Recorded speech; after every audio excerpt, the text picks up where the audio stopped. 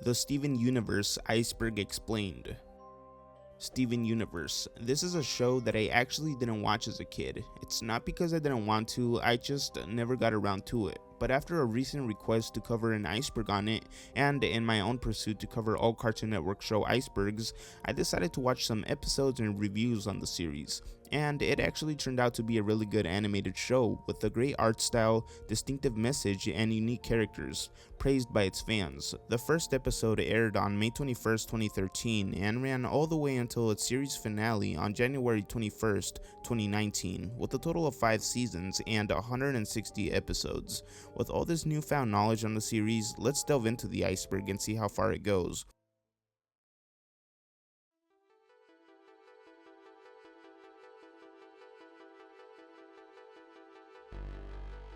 Stevani is non-binary. Stevani is the fusion of Steven Universe and Connie. They formed for the very first time in their debut episode Alone Together, where both characters began dancing with each other on the beach. Since Stevani is a fusion of two beings with physical bodies, both female and male, Stevani is referred to using they/them pronouns. To show further proof, in a 2019 public service announcement about self-esteem and social media sponsored by Dove, Stevani shows an Instagram profile describing them as non-binary and intersex. The pilot. The 7-minute online exclusive pilot of Steven Universe, alternatively referred to as The Time Thing, was released on May 21st, 2013 through Rebecca Sugar's father, Rob's YouTube channel, and on Cartoon Network's website, which has since been removed. In the episode, Steven is given a magical time travel hourglass from Amethyst and uses it for comebacks, but toying with magic draws trouble to his sleepy beach town, and Steven has to step up and save the day. The song that Steven sings in the pilot was ultimately reused in the extended theme song. Take a look. If you're... wait, hold on. If you're evil and you're on the rise, you can count on the 4 of us taking you down. The open chest. In the Steven Universe movie, Rose's chest and lion's mane is suddenly revealed to be open, but the movie drew no attention to its presence, leaving fans wondering what was inside. The most popular theory is that it contains Steven's brand new jacket. The pink varsity jacket is believed to be Rose's final gift for him, as Rose wanted to give Steve the human experience, meaning that she most likely got her inspiration for gifting the jacket from Greg showing her 90s pop culture films. Onion. After watching a compilation of Onion being weird, he instantly became one of my favorite characters. He made his debut in the episode Laser Light Cannon as a cameo character. As revealed in the episode Onion Friend, he is the son of Yellowtail and the maternal half-brother of Sour Cream.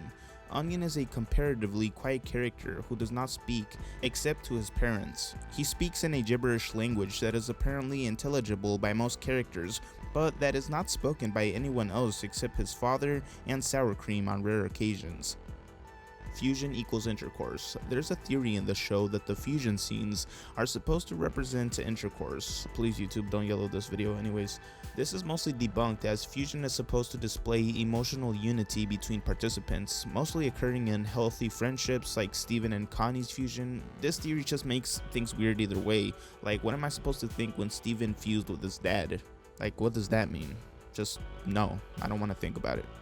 Peridot is asexual.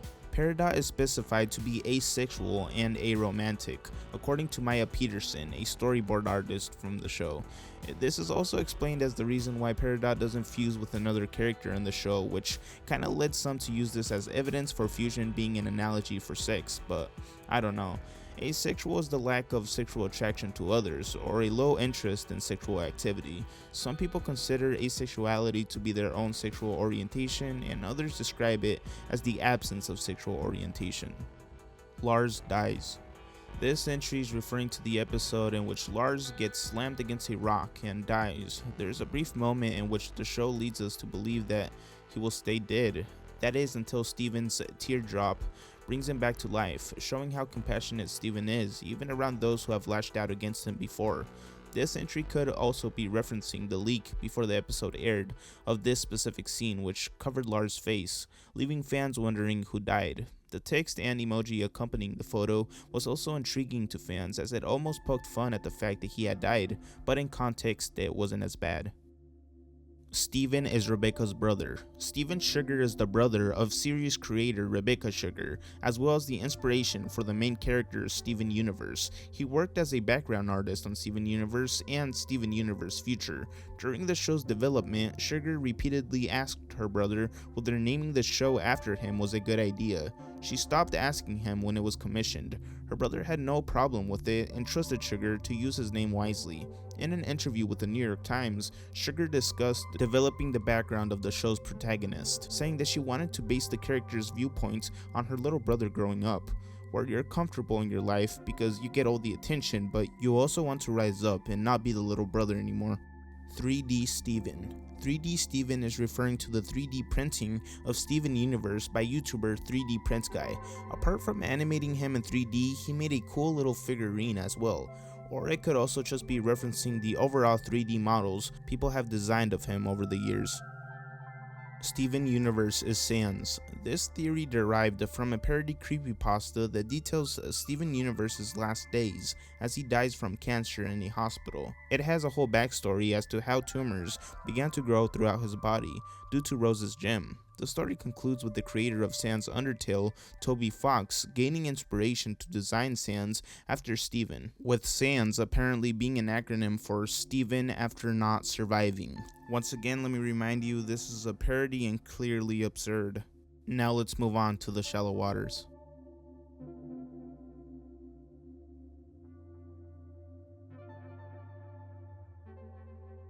Size inaccuracies. Throughout the series, fans started to notice the inconsistencies of character sizes and in the overall animation. Some shots revealed these errors more than others, with wacky body proportions that made the characters look unnatural.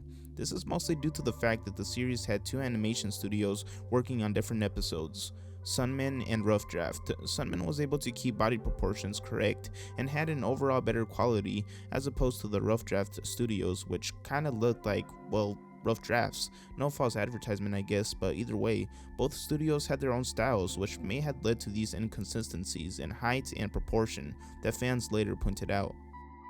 Nicki Minaj. In the episode, Coach Steven, Amethyst, and Garnet fused together to create Sigilite, which is voiced by none other than Nicki Minaj. Sigilite is a colossal and menacing fusion with a stocky, bulky build and 4 arms. Take a look. To be me. That's Sugalite? Singing and crying. It's a cliche within the show to have the characters sing and then after cry, so much so that the producers acknowledged this in the series in a self-aware scene. So that doesn't explain the spontaneous singing while crying. Anime references. There are several references to anime characters and scenes in the series, some references being from Sailor Moon, Dragon Ball Z, Neon Genesis Evangelion. Congratulations! Congratulations, Steven! Yeah! Congrats, little man! Congratulations! Congratulations! Congratulations! And JoJo's Bizarre Adventure. I could go on for much longer, but I'll link a video in the description. The Cool Kids resemble the Crystal Gems. The Cool Kids is a moniker for a group of teenagers that reside in Beach City, consisting of Buck Dewey, Jenny Pizza, and Sour Cream. Along with Sadie Miller, they formed the band Sadie Killer and the Suspects, seen in multiple episodes. The interesting thing about them is that each of the Cool Kids resembles one of the Crystal Gems. Sour Cream is tall, skinny, fair-skinned, and his hairstyle resembles pearls. Jenny's eyes and lips resemble amethysts, and Buck's color scheme, sunglasses, and lips resemble garnets. He also has a crease on his forehead, corresponding with Garnet's third eye. Sneeple. This entry is talking about this specific scene. Snake people, or Sneeple, control our government at the highest level. Look, the snake represents their hold on our country. The diamond represents their underground mines, or their sharp teeth. The details aren't important. Now, as to how this plays into the Steven Universe lore and canon, most fans say it's not that serious and to take it as a joke. It's basically a reference to modern day conspiracy theorists who believe that people that are lizards or reptilians like Mark Zuckerberg control our governments and political systems. LGBT censorship. Many Steven Universe episodes have been censored on foreign feeds of Cartoon Network. These edits mainly occur due to the television content guidelines differing from the United States. It often includes removing scenes or lines that may be unsuitable for younger viewers. Cultural differences are also another common reason episodes might be censored. In Kenya, this show has been banned due to its LGBT+ themes in 2017. The show no longer airs in the Middle East, excluding Israel and North Africa for unexplained reasons. However, this may also be due to the LGBT+ themes. Even within the United States, certain scenes caused backlash from the public, specifically the lesbian marriage in the show, which the creator Rebecca Sugar had to fight for it to stay in. Pearl's secret rap career. This entry is referencing, well, this. Pearl? That's really weird.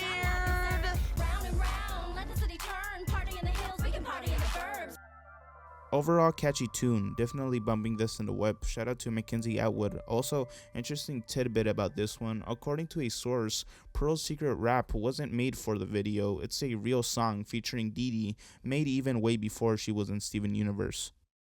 Nora Universe. Nora was the name that would have been given to Greg and Rose's child if they were a girl instead of a boy, but it ended up being a boy, so obviously they named him Steven.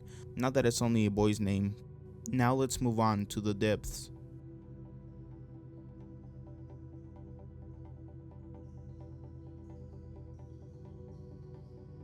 Mental health education. In Steven Universe Future, Steven is confronted with lifelong trauma when visiting a therapist, specifically the stress built up in his early childhood days. The scene itself works as a way to make the public aware of mental health, educating us on how childhood trauma could have a lasting effect on how we deal with stress in our adult lives. Gems are AI. This entry is putting forth the popular theory that the gems in the series are artificial intelligence. Here are some strong points somewhat mostly agreed upon. Posted by Funny Fanny on Reddit, gems aren't organic. The core of their beings is their gemstones, and they generate a humanoid body made of solid light for practical purposes like walking and talking. And they don't reproduce naturally either. They need injectors, which, assuming from logic and Peridot's ramblings in the episode too far, are built by something or someone. The one thing I keep thinking about is who built the first injector? No Nick Steven. This entry is making light of the fact that in the original series, Steven is shown with no neck. That is until Steven Universe Future, where he is seen with a neck. Crew loves Japis. Crew loves Japis is a reference to how some Crewniverse members like to draw Jasper and Lapis in romantic relationships, just for fun. Patrikios is special needs. Patrikios is an unaligned gem. After escaping an abandoned homeworld kindergarten facility, she made her way to Earth on board the Sun Incinerator alongside Lars Barrega and other defective and abnormal gems, known as the off-colors. While sapphires are supposed to have visions into the future, Patrikios' visions are of events that have already occurred in the recent past. She is supposed to represent those with special needs. Lars is trans. There's a Tumblr thread made by Mostly Anything 19 containing evidence of this entry, which puts forth the idea that Lars is trans, making this argument on the mannerisms he has and the muscle/fat on the upper part of his chest, showing scenes exemplifying his chest area. Lapis DLC. In the game Steven Universe Save the Light, the files contain cut audio that suggests that Lapis could have potentially been a playable character in the video game. This was further confirmed in an interview with Rebecca Sugar, where she stated that the game would have 8 playable characters. The DLC never came to fruition though. Here are the cut audio files. Oh, hey everyone. Perry, I got your back. Don't worry, Steven. We're with you. So that's it? The off-colors are a Alice in Wonderland reference. Speaking on the off-colors, once again, the off-colors are a group of unaligned gems who present abnormal physique, behavior, or abilities and have been deemed defective and off-color by Homeworld's strict standards and caste system. Some believe that the characters are a reference to the Alice in Wonderland story. Just take a look at this comparison picture. Russia is missing. This entry is most likely referencing the scene in Steven Universe that depicts a map with a large part of Russia completely missing. Most fans were clueless as to why it was missing until some started recalling the season 1 episode House Guest, in which a geode was on the verge of blowing up and had enough power to vaporize objects. A theory concluded that it was the reason a large circular chunk of Russia was missing, left in a crater-like shape, although it could just be that it doesn't exist in this alternate timeline. Pearl hates the Irish. This one is already debunked, appearing first as a Tumblr post by Peter Seeger. Some fans thought it was a supposed episode where Pearl calls the Irish a plague on the planet which is slowly rotting it down, though most fans used it as a meme. Grigmathist. Grigmathist, other than being a ship name, might be a reference to a specific moment where Amethyst says that she's seen Greg's junk before. She's referring to Greg's trash in the episode, but junk is also slang for pee-pee, so people came to the conclusion that it meant that Greg and Amethyst have had sex before, so there's that. Cluster breasts. This may be referring to this image right here of the cluster with what seems to look like breasts on it. Interesting, I guess. Now let's move on to the Abyss.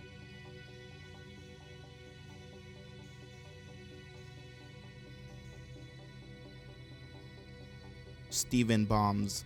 Steven Bombs is referencing the programming blocks Cartoon Network would have, premiering 5 new episodes of Steven Universe for one of the 5 days of each week. There were 7 Steven Bombs in total, lasting from 2015 all the way to 2018. Let Pearl Say the F Word. Let Pearl Say the F Word is referencing a joke/meme in the community in which fans would advocate for Pearl to say the F word on television. Sadly, based on strict US children's television broadcasting censorship, it was impossible. Not safe for work Steven Universe art. Okay, so while conducting my highly scientific research, I think I know exactly what this is talking about.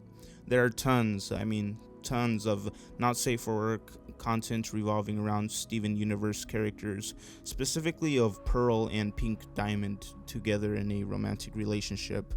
I mean, you could make a whole video alone on the subject. Rebecca's college work.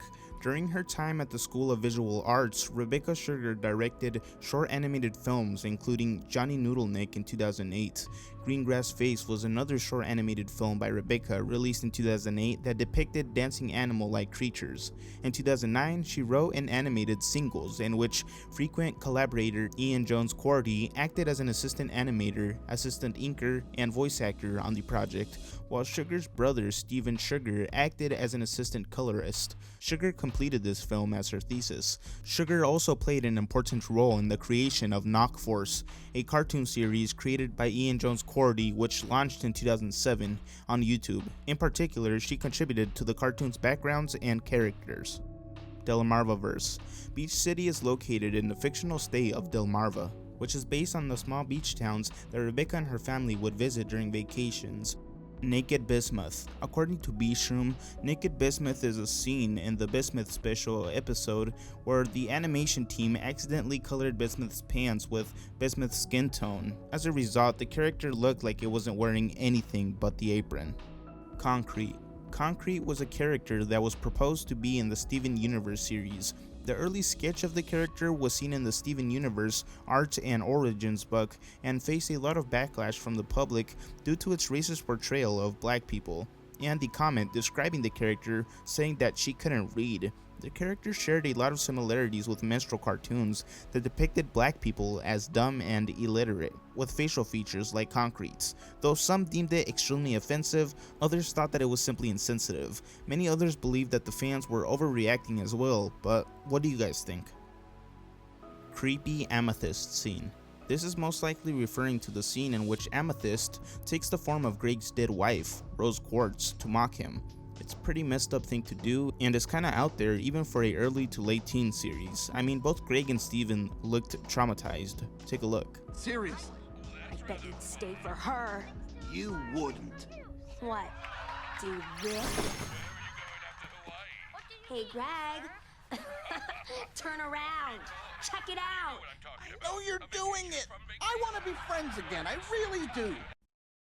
Keystone Motel. Keystone Motel is the 12th episode of the second season of Steven Universe. Shortly after the episode had aired, Google reviews for an actual Keystone Motel located in St. Pete, Florida, was written by fans of the show. The dishonest reviews made references to the episode, such as complaining about their toilet being frozen, how their pizza was squared shape, or how the pool had completely evaporated during their stay. This activity was brought to the attention of the Steven Universe crew. Ian Jones Quarry and Matt both appealed to the fans when they asked about the ongoing incident. Burnett responded by calling fans out on Twitter and stating, "Messing with some innocent people's livelihood isn't funny." Jones Quarry, however, was less critical, stating on Twitter that they probably shouldn't be doing that, but I won't deny that it's funny. There have been many appeals from fans since the incident to remove any reviews from Google that hurt the business. The Make-A-Wish incident. The Make-A-Wish organization, if you don't know, is a 501 nonprofit organization founded in the United States that helps fulfill the wishes of children with critical illnesses between the ages of 2 and 18 years old.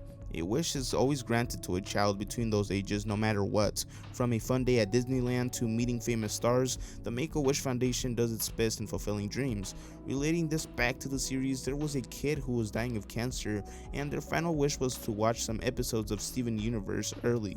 He was granted his wish and was even given permission to talk about it.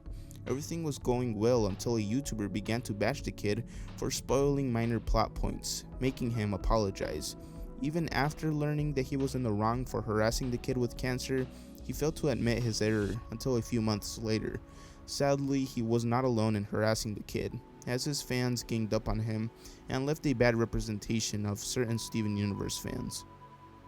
Luke Weber. Luke Weber was a storyboard artist for Steven Universe.